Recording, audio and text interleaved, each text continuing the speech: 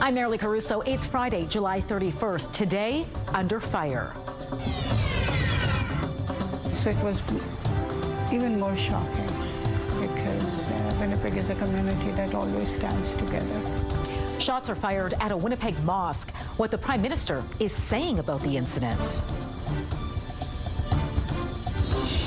Also today, back in business when lab services will be up and running in Dauphin again following a devastating flood. Plus, the bug battle begins. What communities are being sprayed and as the province tries to prevent the spread of West Nile virus.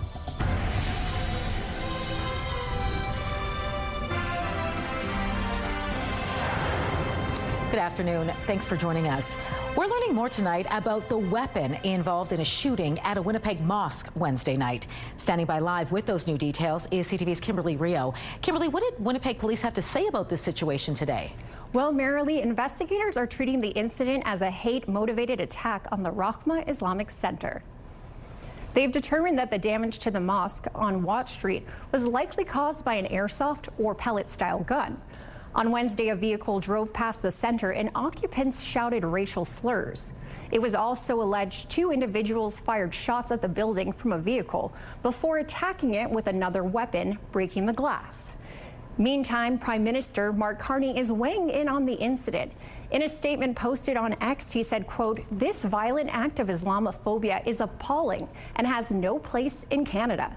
He also said he's grateful that no one was injured and that law enforcement has his full support as they bring the perpetrators to justice.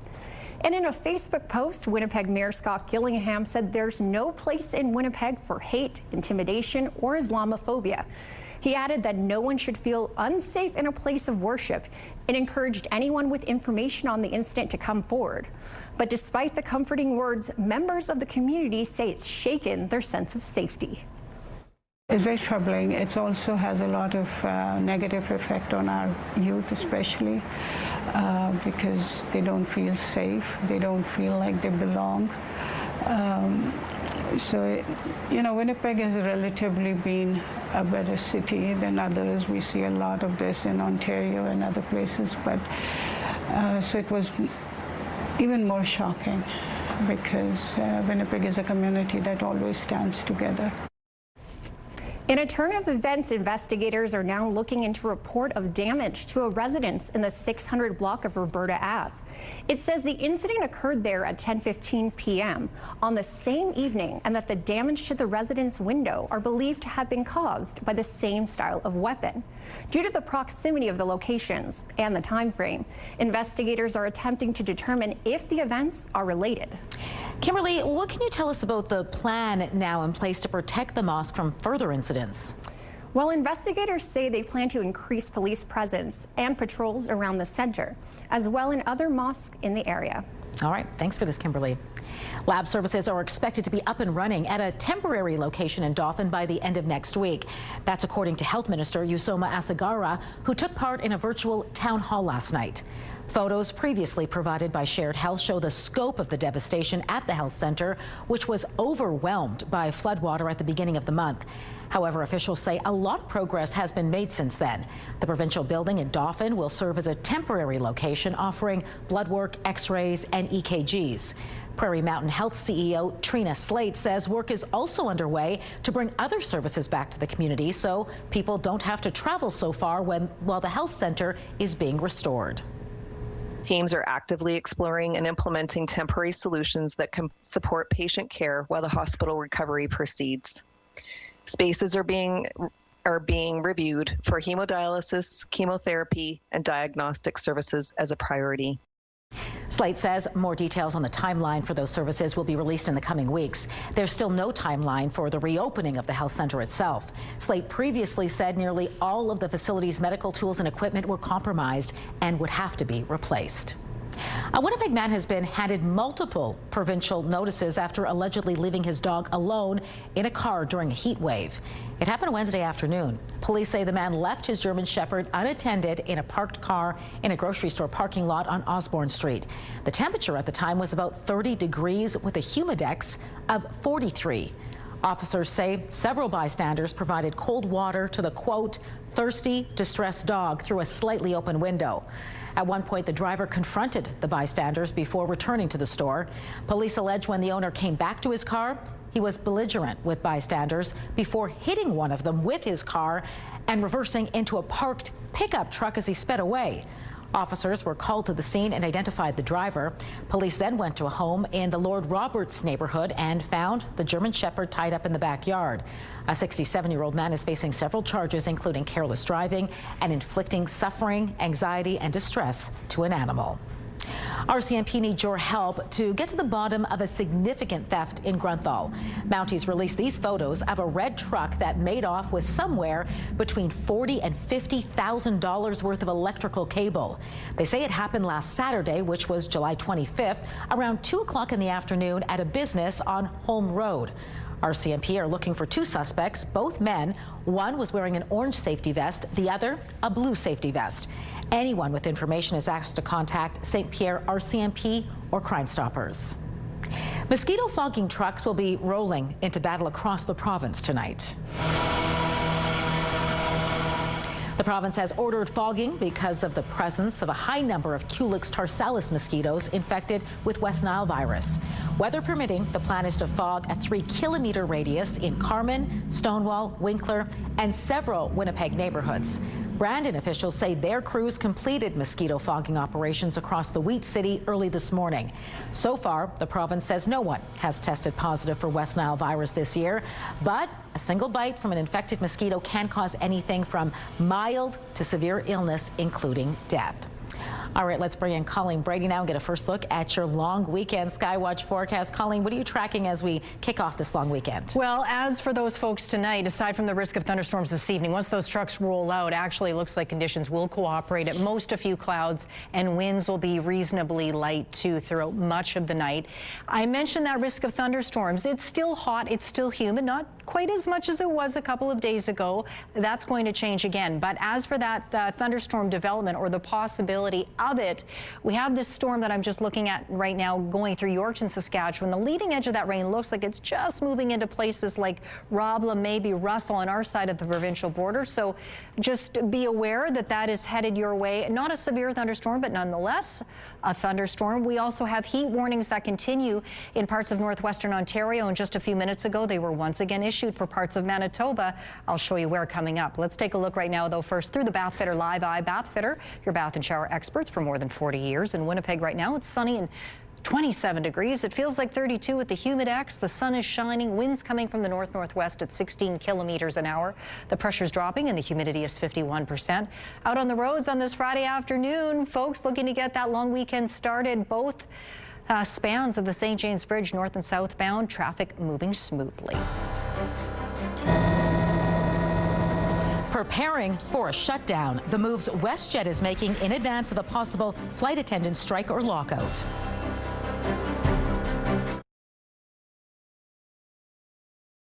Get Winnipeg's top stories, breaking news alerts, and watch live. Download the CTV News app.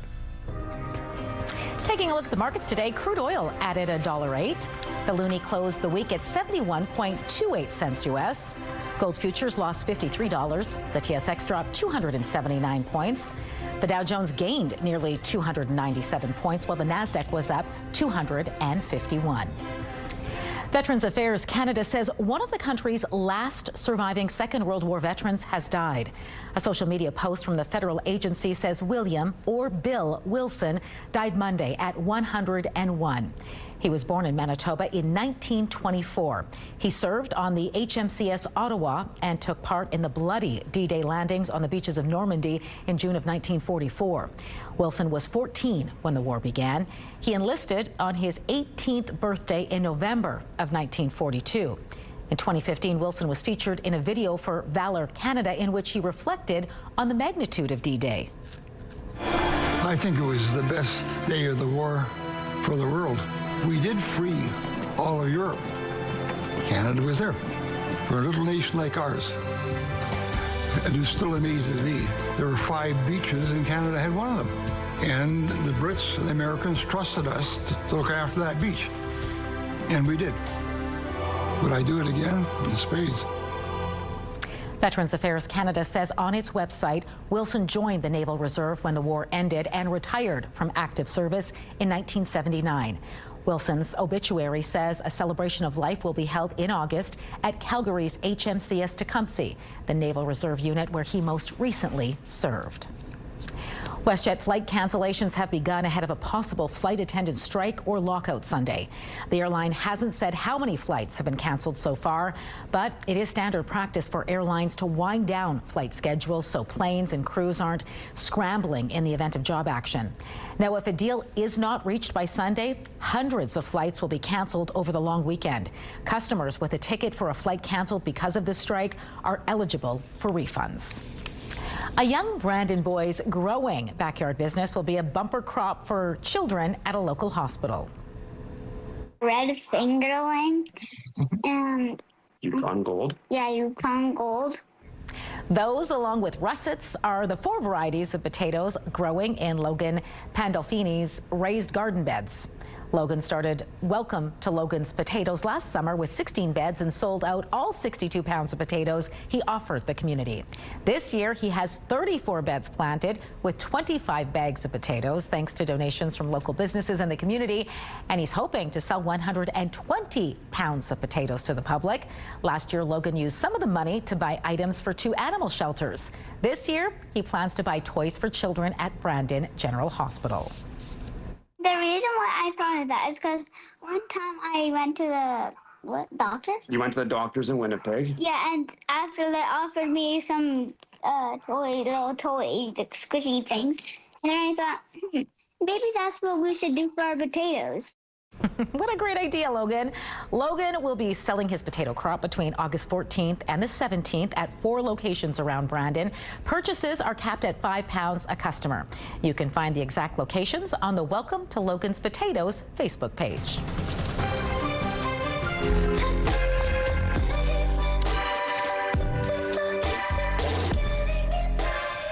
A global superstar is dropping new music, and we've got all the details on what you can expect from her latest evolution next in Spotlight.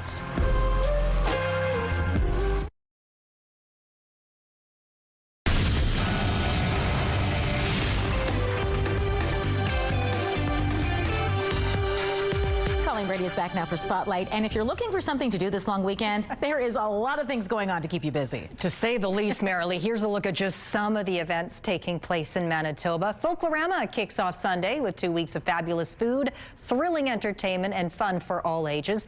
Gimli hosts the 137th Icelandic Festival of Manitoba. The Mennonite Heritage Village is celebrating Pioneer Days. The Canadian Museum for Human Rights and Black Heritage Manitoba are marking Emancipation Day. Roblin has its fair, and the Heartland Rodeo Cartwright hosts Ponderosa Days. There's also the Bertle Egg Society Fair and Heritage Day in Boissevain. Assiniboia Downs presents its premier summer race, the Manitoba Derby, on Monday. You can find a full list of events on our website. That's ctvnewswinnipeg.ca. That's just some of the things going on, Marilee. Yeah, that's true, because I got another one to talk about with you. It's a big one. Southern Manitoba is ready to rock this weekend. Is it ever? Rock in the Fields of Minnedosa kicks off tonight.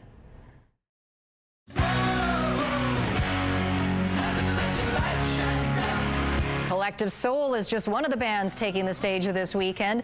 Get this, other performers over the 3-day festival include Cheap Trick, Helix, Quiet Riot, and Smash Mouth.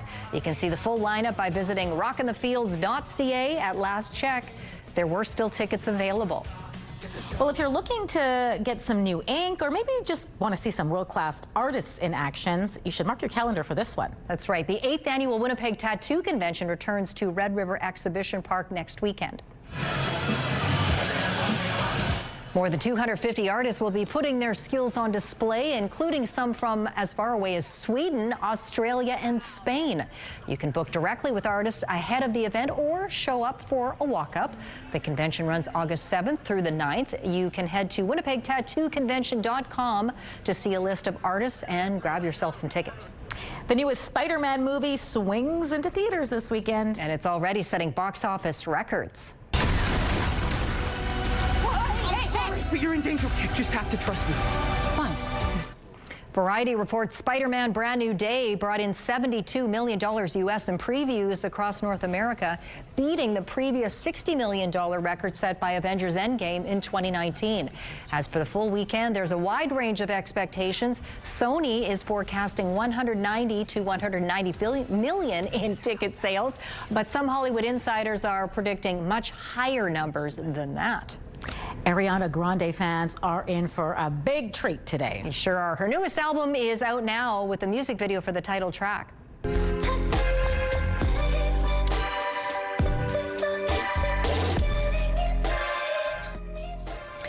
The video for Petal features the Grammy winner as a performer auditioning alongside other hopefuls looking to become a star. But she finds herself face to face with executives who echo some of the criticisms Grande herself has faced in real life. She eventually responds by attacking them with a chainsaw. Petal is, it's a lot. Yeah, Petal is the second single of the album. Yeah, following Hate That I Made You Love Me. Didn't see that one coming, did you? Tell us what you really think, Ariana. No kidding. Go easy on her. Yeah, wow. All right, thanks, Colleen. That'd be wise. Kick off the weekend at 7 with Spring Break Murders. Crime Scene Investigators is next at 8. And The Rebuild inside the Montreal Canadiens is on at 9. It is all right here tonight on CTV. A live look at the Norwood Bridge. Not a lot of traffic. I guess a lot of folks already have their full long weekend well in progress. Sunny out there, 27 degrees. It feels like 32. I will have your full long weekend forecast coming right up.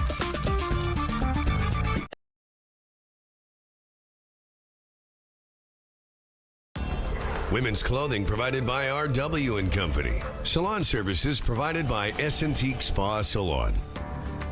A wallet lost a long time ago has made its way back into the hands of the owner's family. I think somebody may have taken it and tucked it into the wall or in the floorboards. I think she'd be very excited that it was finally found after 50+ years. High school librarian Catherine Regan lost it back in 1972. Inside of it, though, were a number of photos of her 3 children. Those 3 kids, who are now quite grown up, say it's really meaningful to see their pictures in the wallet, knowing their mom always kept them close.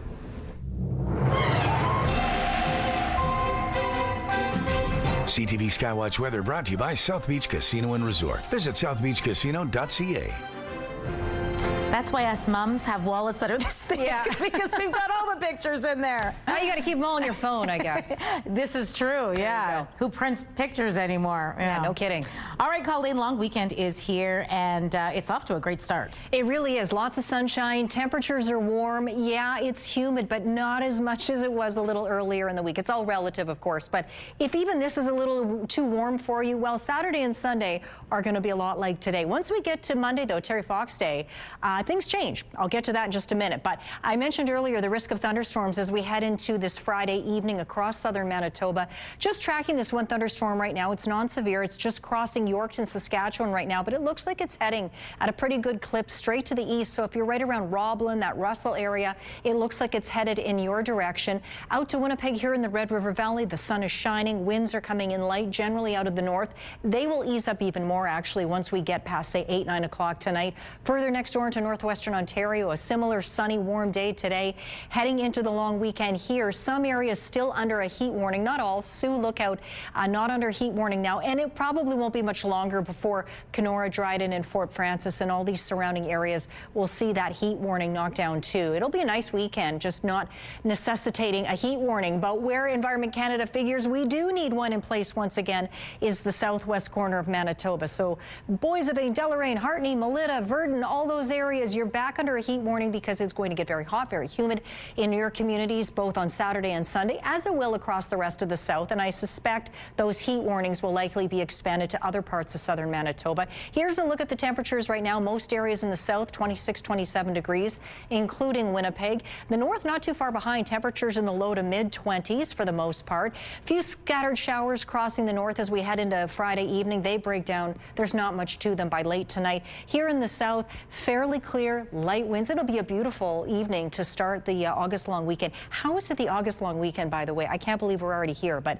here we are. We get into Saturday, lots of sunshine all across the the province, east into northwestern Ontario. Temperatures will be warm. We're talking upper 20s here in the south. Humidex values back up into the 30s. Saturday night, again, not a lot happening, at least over Manitoba. But you can see, though, to the west, things do start to change, and some of that precipitation is going to make its way into Manitoba. Now, the Futurecast has showers staying west of Winnipeg, to be clear. Here in the eastern part of southern Manitoba, what I'm trying to say to you is that there is the potential for rain, although the Futurecast isn't ready to concede that just yet. Other forecast models do suspect we could get a little soggy here in the city on Monday. 15 our low tonight, a few clouds, winds out of the north at 20 for a couple of hours, then lighter winds for the rest of the night. 29 tomorrow, a mix of sun and cloud, light winds from the east. The UV index for tomorrow is 7 or high for Winnipeg. Quick look at the long range forecast, 32 degrees on Sunday. We could see showers come through on Monday, 24 degrees. Sunny Tuesday, 22, and then back up to 27 through the midweek with sunshine or a mix of sun and cloud. Our first weather photo takes us back out to northwestern Ontario. A look out on that beautiful water at Clearwater Bay. That's near Kenora. That photo is from Gwen. And this cutie on a Friday heading into a long weekend. Well, that's Charlie riding along with Dad on his tractor. That photo is from Michael out at Rosso River. Send us your weather photos to Winnipeg Weather at ctv.ca.